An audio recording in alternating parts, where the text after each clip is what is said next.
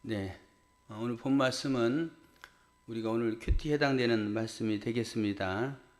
가능하면 큐티 본문에 근거한 설교를 주일 낮 예배 시간에 할 거고, 한 몇 주는 때로는 절기를 따라서 때로는 또 상황에 따라서 바꾸기도 하겠지만 가능하면 말씀을 따라서 전하도록 하겠습니다.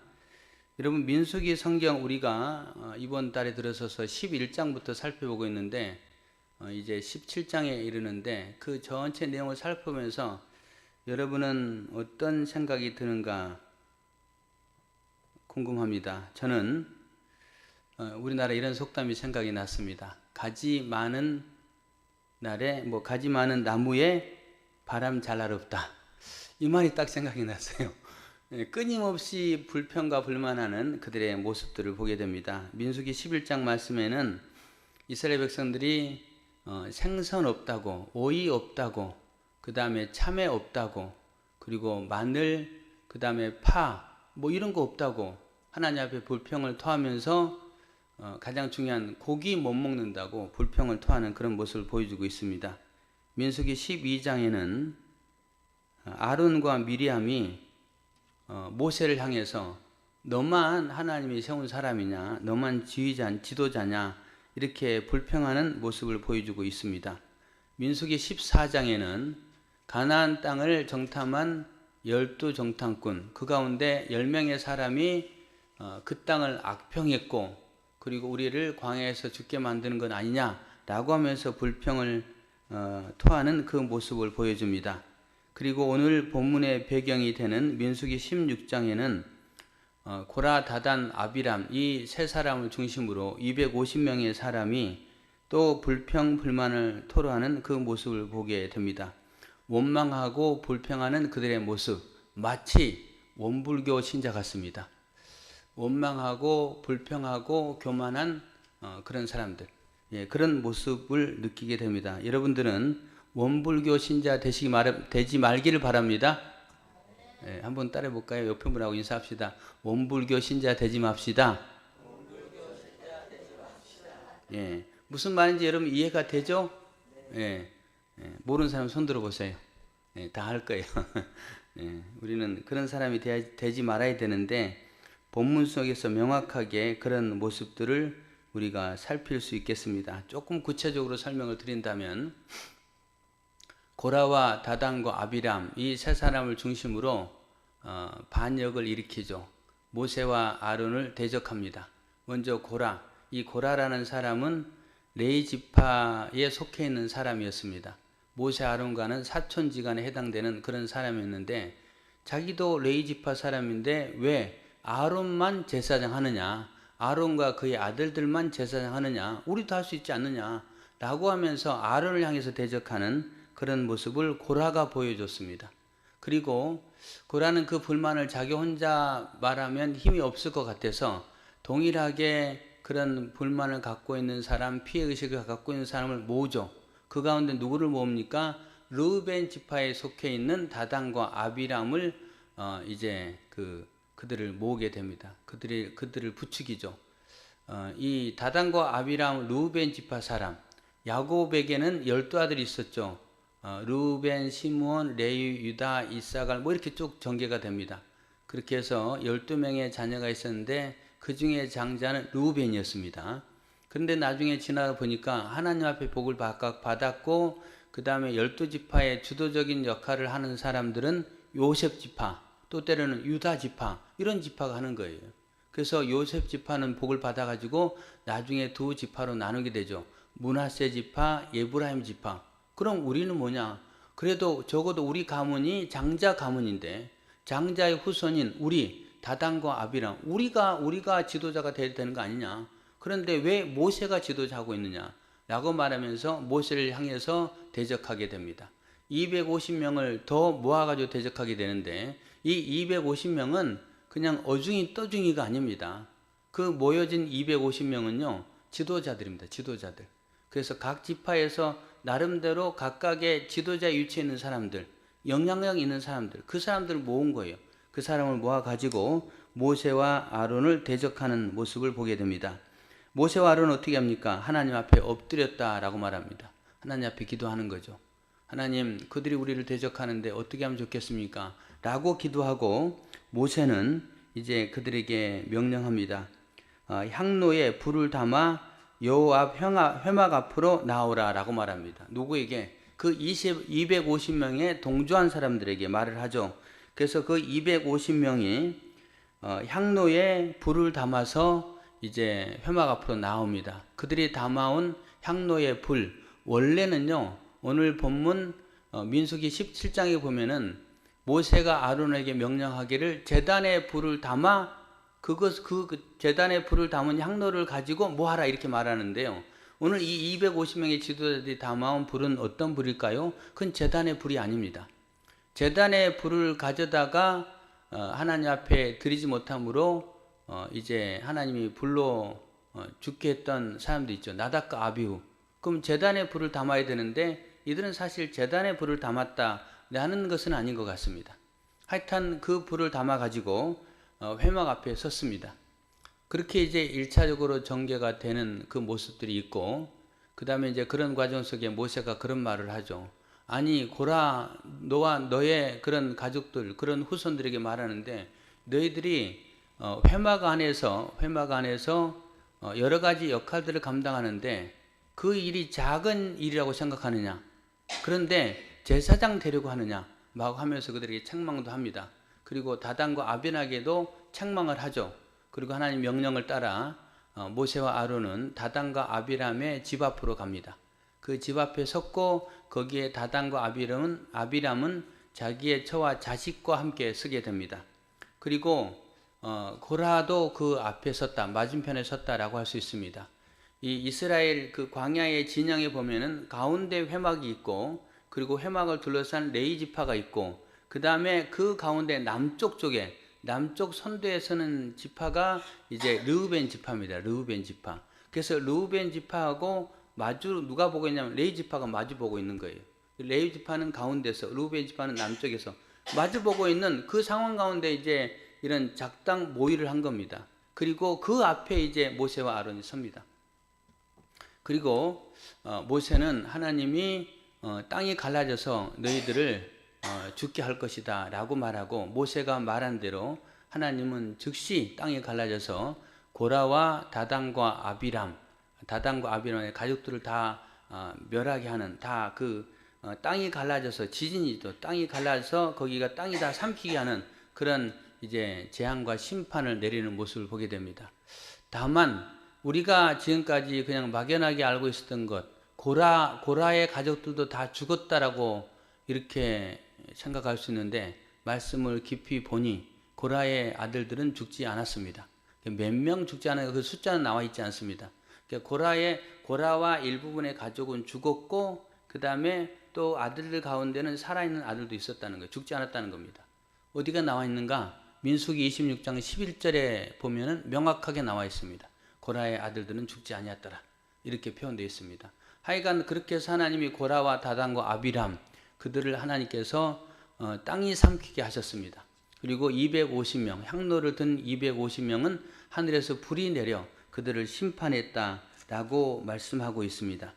여러분, 이 정도 됐으면 그들은 어떤 생각을 가져야 될까요? 이스라엘 회중들, 그 백성들은 하나님이 세운 모세와 아론을 대적하니까 이런 심판이 임하는구나, 이런 재앙이 임하는구나 라고 하면서 두려워해야 되는데, 그들은 두려워하지 않고 있습니다. 한편으로 이해가 되기도 해요. 왜 두려워하지 않고 있는 그 모습의 감정들을 드러내냐면, 250명이 죽었다고 했잖아요. 근데 그 250명은요, 나의 아버지일 거고, 그 다음에 우리 가문의 지도자일 겁니다. 지도자가 한순간에 사라진 거예요.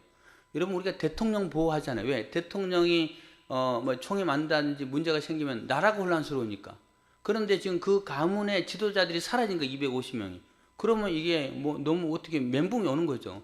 아마 그래서도 모세와 아론에게 다시 한번 이렇게 덤벼들려고 하는 그런 모습이 보였던 것 같습니다. 하여간 그 다음날 이제 회중들이 다시 모세와 아론에게 찾아오죠. 찾아와서 그들이 뭐라고 말합니까? 너희가 여호와의 백성을 죽였도다 라고 하며 모세와 아론에게 덤벼들기 시작합니다. 덤벼든다는 것은 다른 말로 하면 죽이겠다라는 그런 의도가 있는 겁니다. 그때에 하나님은 그들 가운데 나타났습니다. 그들 가운데 나타나고 모세와 아론에게 회중에게서 떠나라. 내가 순식간에 그들을 없애버리겠다라고 이렇게 하나님 말씀하셨습니다. 모세와 아론은 어떻게 합니까? 하나님이 피하라고 했으니까 그냥 피합니까? 아니요. 본문에 보면요. 피하지 않고 그들이 하나님 앞에 엎드립니다.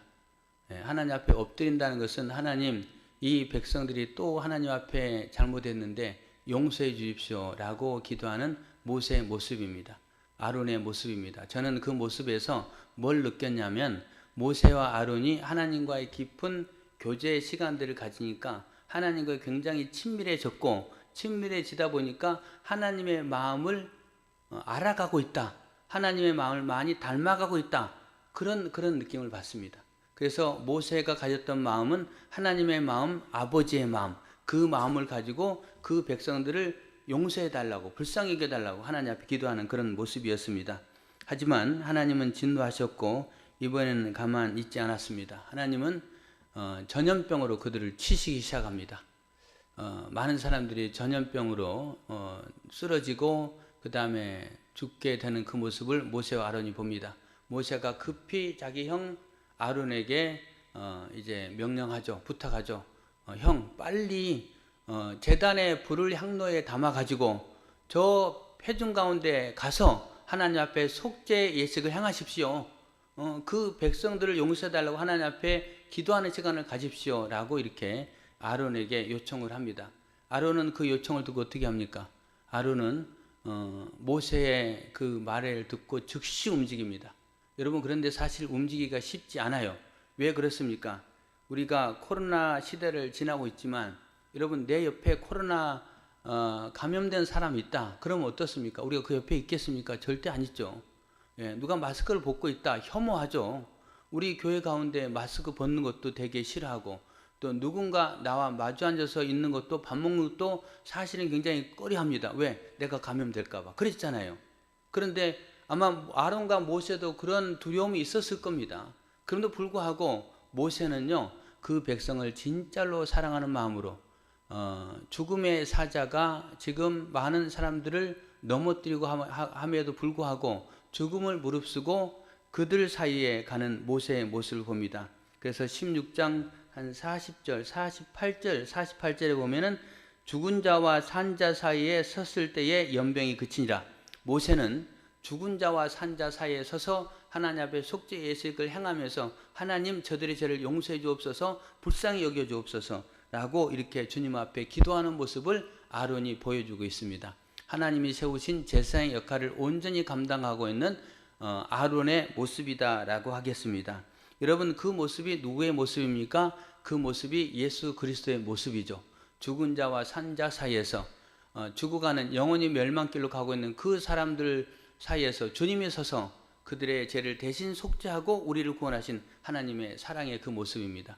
아론을 통해서 보게 되는 그 모습이 바로 예수님의 모습이었고, 그리고 그 모습을 바로 우리가 본받아야 되고 우리가 닮아가야 될 그 모습이다라는 생각을 갖습니다. 여러분, 그렇게 아론의 모습을 본받고 예수님을 닮아가는 우리 귀한 성도님들 되시길 바랍니다. 이제 그리고 오늘 민수기 17장이 시작이 됩니다. 민수기 17장이 시작되는데 하나님이 모세에게 명령합니다. 각 지파의 지휘관들로 인하여서 그들에게 명령하여 막대기, 지휘관을 상징하는 그 지팡이를 하나씩 가지고 오라라고 합니다. 그렇게 명령하시는 하나님의 의도는 뭐냐면 모세와 아론의 권위, 모세와 아론의 리더십이 자꾸만 지금 훼손되고 있는데, 자꾸만 사람들이 흔들고 있는데, 모세와 아론의 리더십을 흔들고 있는데 이대로 그대로 놔두면 안 되겠다라고 하나님 생각하신 것 같습니다. 그래서 그런 부분에 다시는 그들이 모세와 아론의 리더십을 흔들지 못하게 어떤 조치가 필요할 것 같다라는 부분에 하나님이 말씀하신 겁니다. 그래서 지팡이를 가져오라 명하였고, 그 다음에 각 지파의 지휘관의 지팡이, 가져온 그 지팡이에 자기들 이름을 쓰라고 합니다. 지휘관의 이름을 쓰는 거죠. 이름을 쓰고 그 다음에 레위 지파에서 가져온 지팡이에는 아론이라고 이름을 쓰라고 합니다. 아론. 그러니까 결국은 이건 뭘 말하냐면요, 레위 지파의 대표는 아론이다, 그걸 말하는 거예요. 그래서 아론의 이름을 쓰라고 합니다. 그리고 하나님은 모세로 하여금 그 지팡이 12개를 걷어서 여호와 앞 회막 그 앞에 갖다 놓으라고 말합니다. 회막 앞에 갖다 놓으라는 거예요. 그래서 모세는 그 명령을 따라 회막 앞 여호와의 궤 그 앞에 12개의 지팡이를 갖다 놨습니다. 여러분, 여호와의 앞 회막 그 언약궤 앞에 놨다는 것은 뭐 말하는 겁니까? 그거는 하나님이 어떻게 처분하시는가 우리가 보겠습니다. 그런 의미가 있는 거죠. 그래서 하나님 명령하시는 부분들을 우리가 받아들이겠습니다. 그리고 하나님 입장에서는 너희가 내가 뜻한 바를 받아들이라 라는 그런 분명한 하나님의 뜻이 있는 겁니다. 그래서 이제 모세는 그 지팡이들을 갖다가 놨습니다. 그리고 이제 그 다음날 다시 하나님은 그 이제 모세에게 그 지팡이를 가지고 오라라고 말합니다. 8절을 보겠습니다. 8절 모세가 그 지팡이를 가지고 옵니다.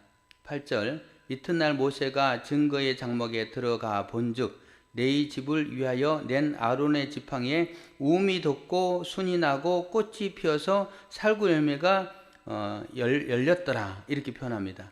거기에 이 본즉이라는 말은요 그냥 유심히 봤다 그런 말이 아닙니다.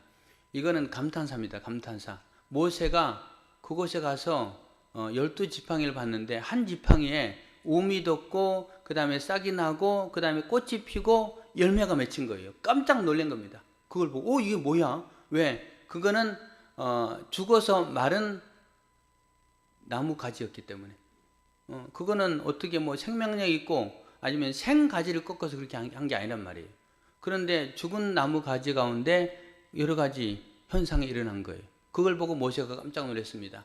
여러분, 죽은 나무 가지에 순, 그 다음에 꽃 열매가 맺혔다는 건 뭘 의미하는 겁니까? 그거는요 바로 하나님 안에서 새 생명이 시작된다. 하나님은 죽은 자를 살리실 수 있다. 그런 표현입니다. 여러분 믿습니까? 한번 따라해 주시기 바랍니다. 하나님은 죽은 자를 살리실 수 있습니다. 여러분 그렇습니다. 그런 의미입니다. 그런 의미고 그 다음에 이제 아론의 지팡이에 보니까 마지막 꽃이 피고 살구 열매가 맺혔다라고 말합니다. 살구 열매. 여러분 이 살구 열매는 이스라엘은 살구가 없습니다. 뭐가 있냐면 아몬드가 있습니다. 명확한 표현은 아몬드 열매가 맺혔더라라고 표현해야 됩니다. 근데 이 아몬드라는 뜻은요 깨어나다 라는 그런 뜻이 있고 또 하나는 봄의 시작이라는 의미가 있습니다. 봄의 시작은 생명의 시작이잖아요. 그런 의미가 있는 것이 이 아몬드라는 나무입니다. 그런데 이제 성경학자들이 한글로 번역하는 과정 속에 봄의 의미, 시작이다. 그러면은 봄에 가장 먼저 열매를 맺히는 게 뭐냐? 그것을 살펴보니까 살구였던 것 같습니다. 예, 살구. 제가 어릴 때 시골에서 우리 집에 살구 나무가 있었어요. 정말 맛있게 잘 따먹었습니다. 어떻게 저는 했냐면요. 그 살구 열매를 예쁘게 따가지고요. 도시락, 양은 도시락 있잖아요. 거기에 가득 담습니다. 담아가지고요. 집에서 먹기도 하고 아니면은 학교에 가져가가지고 그걸 딱 펼치면 애들이 와 하고 놀래거든요. 그건 나눠주면서 먹기도 하고. 근데 어느 날 몇 해 지나니까 참새가 그 살구나무를 안 것 같아요. 그리고 그 다음부터는요 제가 따먹기 전에 살구 열매를 참새가 다 따먹어 버리더라고요. 근데 어릴 때 제 마음에는 그 참새를 쫓을 방법이 없더라고요. 그 다음부터 이제 포기했던 생각이 나는데 하여튼 그 살구가 봄의 시작 깨어나다. 그래서 이 살구 열매가 맺혔다는 그 의미가 바로 새 생명의 시작이다 라는 그런 분명한 의미가 있음을 보게 됩니다. 그리고 이 의미에 대해서 이사야 11장 1절에는 이렇게 표현합니다. 이새의 줄기에서 한 싹이 나며 그 뿌리에서 한 가지가 나서 결실할 것이요 이렇게 말합니다. 이새의 줄기에서 한 싹이 나고 이새의 뿌리에서 한 가지가 나서 나중에 결실할 것이다. 여러분 그 이새의 가지나 뿌리에서 나고 결실이 맺는 것, 그건 누구를 말하는 겁니까? 예, 다윗을 말하는 거죠. 그리고 다윗을 말하면서 그거는 뭘 말하는 겁니까? 다윗의 후손 예수 그리스도를 말합니다. 곧 예수 그리스도를 통해서 생명이 시작된다라는 부분들을 말씀하고 있다는 거예요. 여러분이 사실을 믿으시길 바랍니다. 옆에 분하고 인사하겠습니다. 예수 믿는 당신은 참 복받은 사람입니다. 예, 믿습니까? 예, 아멘 소리가 조금 작아요. 믿습니까? 예, 그래 우리는 예수 믿기 때문에 우리는 정말 복받은 사람입니다. 주님이 보여주잖아요. 살아계신 하나님이 그 싹에서 살구 열매가 맺히고 그 싹에서 아몬드 열매가 맺히면서 봄의 시작, 깨어나다, 새로운 시작, 새 생명의 시작, 마른 막대기의 그 모습에서 생명이 솟아나는 그 모습을 보여주고 있잖아요. 여러분 그런 부분들을 보여주고 있습니다. 그런데 특이한 부분은요, 하나님이 아론의 그 쌍난 지팡이를 모세에게 다시 회막 안에 갖다 놓으라고 합니다. 회막 안에 갖다 놓으라고 하는데 장소가 어디냐? 그 장소가요, 회막의 증거계 앞에 놓으라고 말합니다. 여러분, 그 성전 안에 언약궤가 있었잖아요. 언약궤 안에 뭐가 들어 있었죠? 모세 지팡이 아니고 아론의 지금 열심히 하면서 모세라고 하네요. 예, 아론의 쌍난 지팡이, 또 예, 십계명의 두 돌판, 그 다음에 예, 만나 예, 이 세 가지. 그래서 히브리서 9장 4절에 보면은 여호와의 언약궤 안에 십계명의 두 돌판, 그 다음에 광야에서 그들이 먹었던 만나, 그 다음에 아론의 쌍난 지팡이, 이 세 가지가 그 안에 있었다라고 표현합니다. 우리는 그렇게 알아요. 아까 첫 번째 우리가 자세히 살펴보니까 고라의 자손들은 죽지 않았다라고 한 부분으로 오늘 여러분들이 들었을 건데, 이 언약궤 안에 들어있는 세 가지도 마찬가지입니다. 히브리서 9장 4절에는 그 언약궤 안에 세 개가 들어있었다라고 말합니다.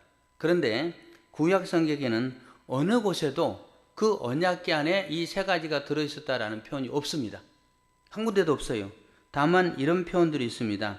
출애굽기 25장 16절에는요, 두 돌판이 언약궤 안에 있었다라고 표현합니다. 두 돌판이.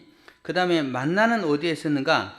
출애굽기 16장 33절과 34절에 보면은 여호와의 궤 앞에 있었다라고 말합니다. 그 다음에 아론의 쌍난 지팡이는 뭐라고 말하냐? 오늘 민수기 17장 3절, 4절, 10절 무려 세 군데에 걸쳐서 그 아론의 쌍난 지팡이를 여호와의 증거궤 앞에 두라라고 말합니다. 이렇게 말해요. 그래서 신약 성경에 그렇게 나와 있기 때문에 세 가지가 그 안에 있었다라고 생각하는데 구체적으로 실제적으로는 그렇지 않았던 것 같습니다. 그리고 나중에 열왕기상 8장 9절, 역대하 5장 10절에 보면은 그 솔로몬의 성전이 완성됐을 때 여호와의 언약궤를 성전으로 옮겼는데 그 안에 뭐가 있었냐? 그 안에는 십계명의 두 돌판만 있었다라고 기록되고 있습니다. 그러니까 성전 건축을 하고 언약궤를 그곳으로 옮길 때에 이미 만나와 아론의 쌍난 지팡이는 없었던 것 같아요. 이게 명확한 기록입니다. 명확한 성경에 나와 있는. 그래서 우리가 아론의 쌍난 지팡이, 그 여호와의 언약궤에 뭐뭐 들어있을까요? 라고 하면은 물론 세 가지가 들어있었다라고 하지만 조금 덧붙인다면 아니, 그거는 정확하게 말하면 요런 거야 라고 여러분이 참고적으로 아시면 되겠습니다. 제가 말씀을 준비하다가 여러 자료를 찾다 보니까 이런 기록들이 나와서 제가 깜짝 놀라서 여러분들에게 잠깐 말씀을 드렸습니다. 자, 그렇다면 다시 보도록 하겠습니다. 오늘 이 본문 속에서 하나님이 그 아론의 쌍난 지팡이를 통해서 이제 백성들 하여금 그것을 보게 만들고, 그 다음에 아론의 쌍난 지팡이는 여호와 앞 증거궤 앞에 두라라고 한 이유가 뭘까요? 그 의도가 뭘까요?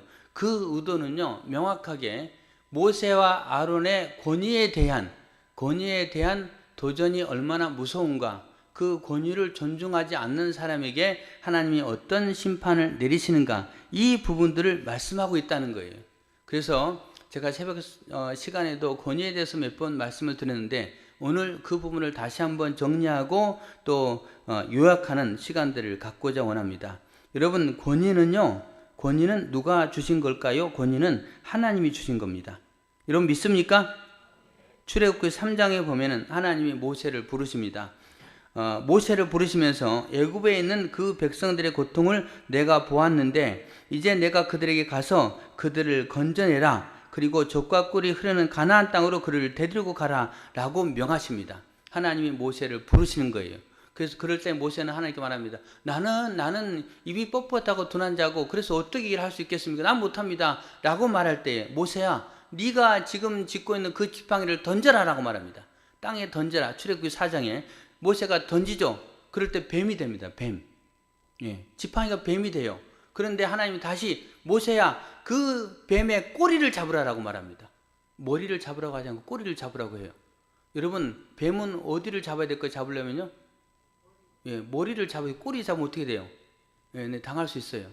예, 근데 저는 또 이상이 옆으로 살짝 뺀다면 뱀 잡을 때 꼬리 많이 잡았습니다. 예, 예. 꽃뱀. 꽃뱀. 예, 걔를 잡을 때는 꼬리 잡아요. 왜냐면은 벌써 걔는요, 길을 가다가, 제가 길을 가다가 걔도 나를 보고 저도 걔를 봐요. 그럼 걔가 깜짝 놀래거든요. 나도 깜짝 놀래고. 그러다가 걔는요, 굴로 툭 들어가요. 예, 굴로 들어가는데요. 이제 머리가 들어가니까 다 들어간 줄 알고 꼬리가 달려 있어요. 예, 그럼 어떻게 해요? 그 꼬리를요, 제가 잡아요. 그래서 빼요. 그런데 이제 그 비늘입니까? 그게 거꾸로 되어 있으니까 잘 안 빠지겠죠. 그런데 억지로 뺍니다. 그러면 어떻게 할까요? 돌려요. 돌린 다음에 딱땅이 차요. 그러면 제가 기절합니다. 죽어요. 그럼 제가 승리해요. 그런데 일반적으로 뱀은 머리를 잡아야 내가 안 상하지 꼬리를 잡는 거는 사실 위험한 거예요. 그런데 하나님은 모세에게 꼬리를 잡으라고 명합니다. 모세가 뭐합니까? 하나님, 뱀은 머리를 잡아야 되지 무슨 꼬리를 잡아요. 그래서 모세가 머리를 잡습니까? 아니요. 모세는 하나님 말씀에 순종합니다. 여러분 이와 같이 주님이 우리에게 말씀하실 때 순종하는 경험들 되기를 바랍니다. 그래서 모세가 순종해요. 그러자 어떻게 됩니까? 그 뱀이 다시 지팡이가 됐습니다. 하나님이 그런 능력을 보여줘요. 그거는 뭘 말하는 겁니까? 하나님이 내가 너와 함께 할 것이고 너에게 능력 줄 것이니까 네 능력이 아닌 내가 준 능력을 가지고 그 역할을 감당해라 라고 하나님이 모세에게 리더십을 주고 권위를 세우면서 그 일들을 감당하라고 하십니다. 하나님은 모세에게 그 권위를 주셨습니다. 그리고 아론도 마찬가지죠. 하나님이 아론을 제사장으로 세우는 거예요. 아론과 그의 후손들이 제사장이 되게 하라. 하나님이 세우신 겁니다. 히브리서 5장 4절에 이 종규는 아무도 스스로 취하지 못하고 오직 아론과 같이 하나님의 부르심을 받은 자라야 할 것이니라. 거기 보니까 이 존귀, 이 권위는요, 아무도 스스로 취할 수 없다. 하나님이 아론과 같이 부르신 자라만이 그것이 가능하다라고 말합니다. 여러분 한번 따라해 주시면 합니다. 권위는 수동적인 것이다. 여러분 하나님이 세우시는 권위는요, 능동적인 거다든지 스스로 세우는 것 아닙니다. 나 스스로 목사가 되겠다, 나 스스로 무슨 회장이 되겠다, 나 스스로 구역장이 되겠다, 그렇게 되는 건 아니에요. 하나님이 우리에게 명령하시고 우리에게 그 일을 맡기신 겁니다. 권위는 수동적이에요. 절대 그게 능동적이 아닙니다. 자기 스스로 세우라는 게 아니에요. 세상의 권위는 자기 스스로 세울 수 있지만 하나님이 세우시는 권위는 수동적이다라는 사실을 분명히 알아야 됩니다. 여러분 오늘 본문 과정 속에 이런 부분 생각해 볼 수 있어요.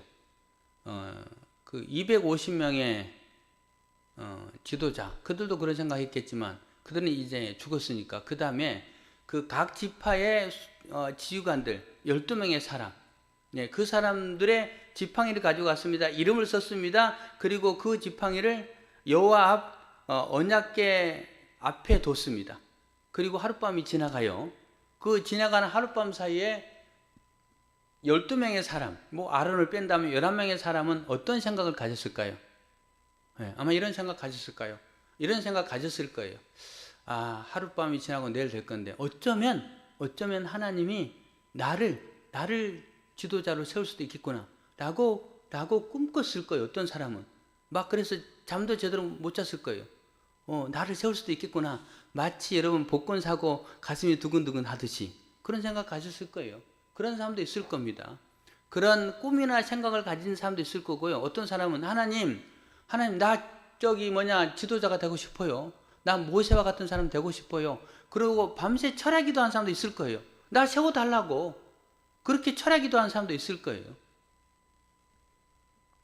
여러분 그런데 그렇게 철야기도 한다고 그 다음에 꿈꾸고 소망한다고 되는 거예요?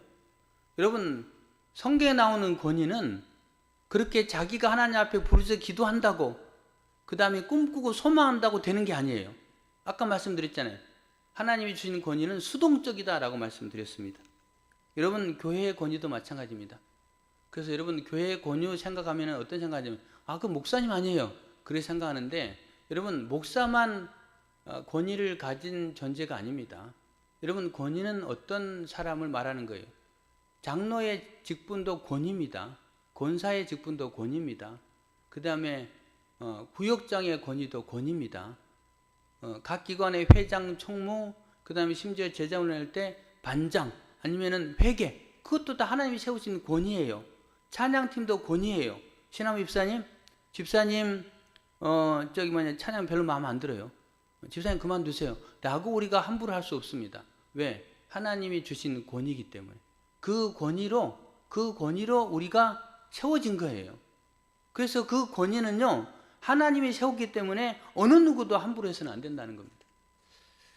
여러분 한번 따라해 주시면 권위를 존중할 줄 아는 사람이 됩시다. 여러분 그거예요. 하나님이 오늘 본문에 그 아론의 쌍난 지팡이를 보여주는 것은 내가 아론을 제사장으로 세웠다. 그 권위를 존중해라 라고 하나님 말씀하신 겁니다. 그렇게 말씀하시면서 오늘 12절과 13절을 보니까 이스라엘 자손이 모세에게 말하여 이르되 보소서 우리는 죽게 되었나이다. 망하게 되었나이다. 다 망하게 되었나이다. 가까이 나아가는 자 곧 여호와의 성막에 가까이 나가는 자마다 다 죽사오니 우리가 다 망하여야 하리이까 라고 말하면서 우리가 이제 죽게 되었습니다. 우리는 이제 성막 앞에도 못 나가잖아요. 막 등등하면서 두려워하면서 또 불평합니다. 그렇게 할 때에 민수기 18장 이제 다음에 살펴볼 본문에 보면요, 하나님이 제사장 직분에 관해서 이야기를 합니다. 그래서 제사장이 어떤 역할을 하냐면요, 하나님 앞에 백성을 대신해서 이제 속죄 예식들을 향하는 그런 역할. 그 다음에 제사장이 여호와의 언약궤와 백성 사이에 서가지고 그 백성들이 언약궤 가까이 오므로 생명의 위험에 노출되는 상황을 막는 역할들을 하라고 하십니다. 그래서 제사장이 그 역할들을 이야기하세요. 여러분 그렇다면 그 모습을 통해서 하나님은 제사장의 권위를 세워줬고 그 다음에 그 권위를 무시하는 자에 대해서 하나님이 심판하신다라고 명확하게 말씀하고 있음을 보게 됩니다. 여러분 그렇다면 우리는 그 부분에 분명히 기억하고 또 그 권위를 존중할 필요성이 있다는 겁니다. 여러분 이 권위에 대해서 강력하게 주장했던 성경의 사람이 한 사람 있죠. 이 권위는 하나님이 주신 것입니다 라고 강력하게 말했던 사람이 누구냐면요, 사도 바울이에요. 사도 바울. 사도 바울은요, 그가 뭐라고 말하냐면요, 하나님의 뜻을 따라 그리스도 예수 안에서 사도된 나 바울은, 하나님의 뜻을 따라 그리스도 예수 안에서 사도된 나 바울은 라고 말하면서 그의 사도권을 계속해서 주장합니다. 여러분 사도 바울이 그의 사도권을 계속 주장하는 이유는 뭘까요? 그 사도권을 인정하지 않는 사람들이 있다는 거예요. 뭐 사도권 인정 안 하면 하지 마라 그러지, 뭐 나는 그냥 전도하고 선교할 건데, 뭐 그렇게 할 수도 있는데 계속 그걸 이야기하는 이유가 뭘까요? 만약에 사도권이 부인되면요, 사도 바울이 전하는 하나님의 복음의 메시지가 훼손당하는 거예요.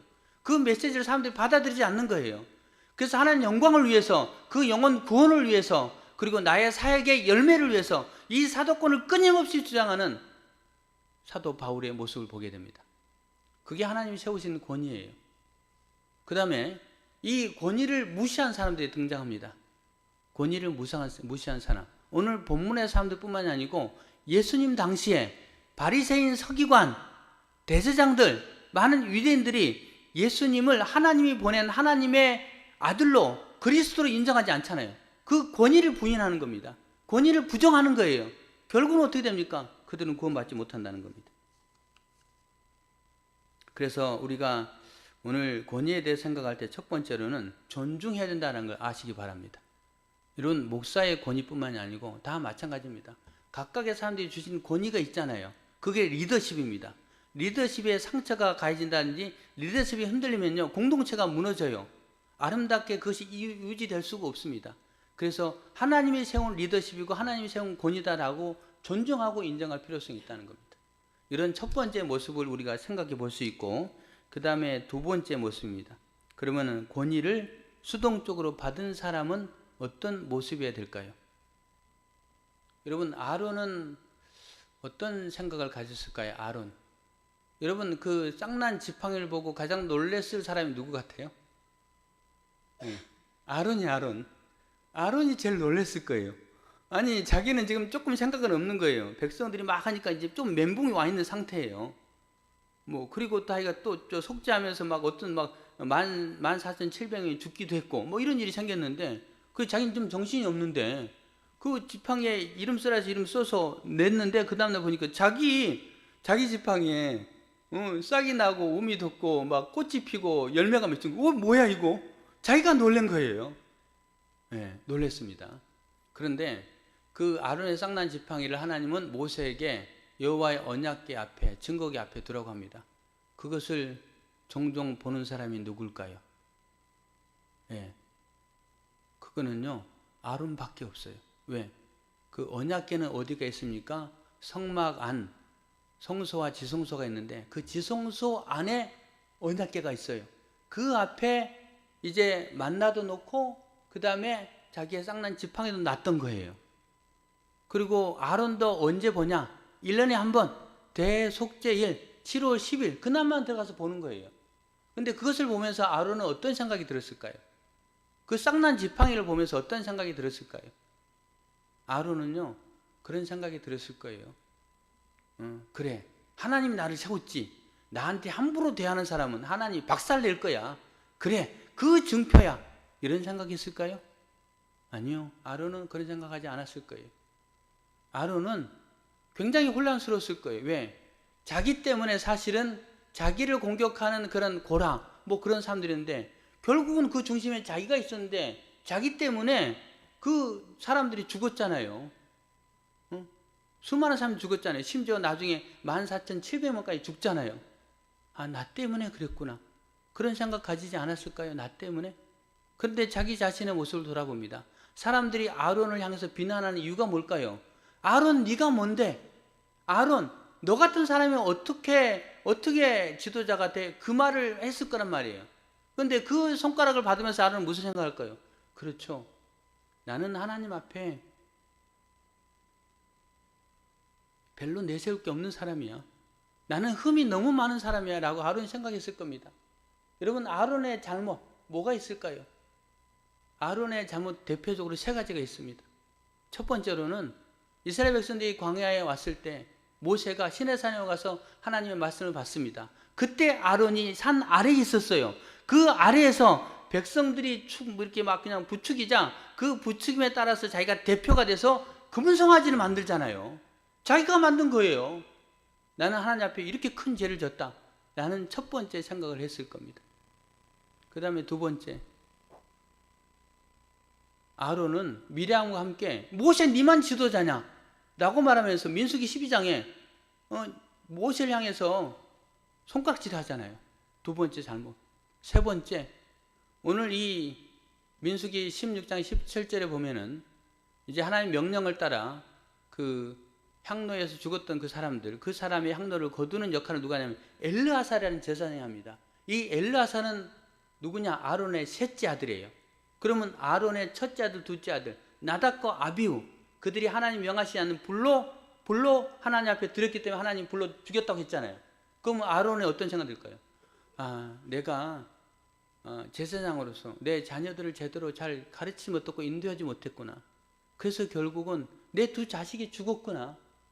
그렇게 돌아보면요, 자기는 도저히 하나님 앞에 설 수 없는 사람이에요.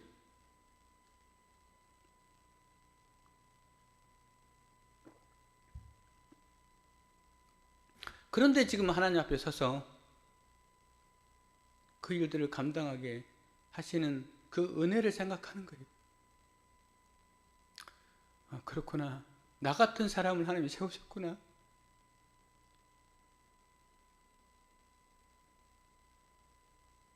그런 마음 가지고 그는 그 쌍난 지팡이를 볼 때마다 하나님, 주님의 은혜로 내가 이 사명 감당하고 있습니다. 늘 겸손하고 나에게 주신 이 사명을 최선을 다해서 내가 감당해야 됐구나. 늘 돌아보지 않았을까요? 그리고 아론이 죽은 다음에 그 뒤에 이어서 대제사장이 되는 사람들, 그 사람도 그 아론의 쌍난 지팡이를 봤을 것 아니에요. 볼 때마다 그 제사장도 그런 생각 가지지 않았을까요? 여러분, 그렇습니다. 하나님 앞에 권위를 받은 사람들은요, 바로 이런 마음 가지고 겸손한 모습으로 다른 사람에게 명령하는, 군림하는 자세가 아닌 겸손한 모습으로 나 같은 사람을 하나님이 이 귀한 역할을 맡기셨네요. 그리고 감당해야 된다는 겁니다.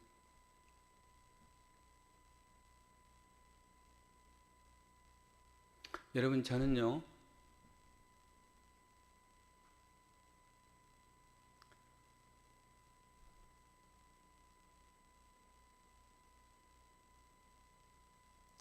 목회를 하기가 쉽지 않은 사람입니다.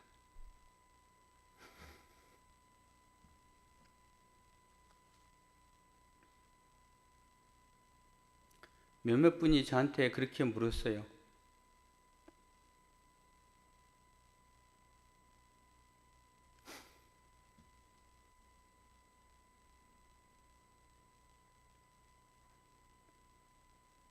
목사님, 어디 아파요?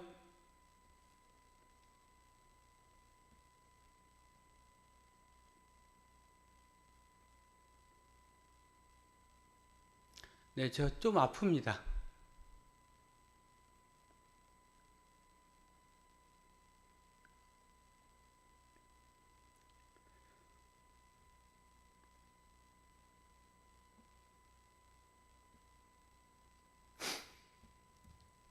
시력도 많이 안 좋아졌고요.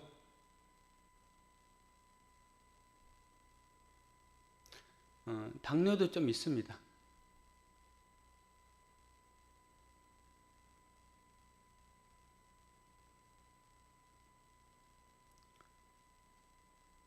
그러나 하나님 앞에 최선을 다해서 목회하려고 애쓰고 있고, 그리고 주님이 맡기실 때까지는 최선을 다할 겁니다. 그러나 성도들에게 폐가 된다면 조금도 주저하지 않고 내려놓을 겁니다.